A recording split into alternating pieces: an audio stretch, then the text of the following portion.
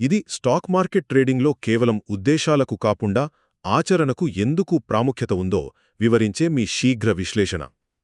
Stock మార్కెట్లో మన మంచి ఆలోచనలు లేదా చుట్టూ ఉన్న జనం వేసే అంచనాలు ఏమాత్రం పనిచేయవని, వాస్తవానికి యాక్షన్ మాత్రమే మార్కెట్ దిశను ఎలా మారుస్తోందో ఇప్పుడు చూద్దాం. మొదటిది, ఆలోచనలకి మరియు ఆచరణకి మధ్య ఉన్న తేడా. చూడండి, ఒక వ్యక్తి ఇంట్లో కూర్చొని కేవలం దొంగతనం చేయాలని ప్లాన్ చేసుకుంటే చట్టం అతనికి శిక్ష వేయదు కదా. తప్పు చేస్తేనే, అంటే యాక్షన్ తీసుకుంటేనే పనిష్మెంట్ ఉంటుంది. మార్కెట్ కూడా అంతేనండి. ఇక్కడ మీ ఆలోచనలకు లేదా ఉద్దేశాలకు ఎలాంటి విలువ ఉండదు.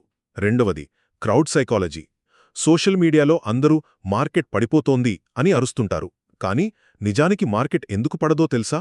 ఎందుకంటే అవి కేవలం మాటలే. వాళ్ళు నిజంగా తమ డబ్బును ఇంకా మార్కెట్లో పెట్టలేదు కాబట్టి ఆ మాటలకు మార్కెట్ అస్సలు రియాక్ట్ అవ్వదు.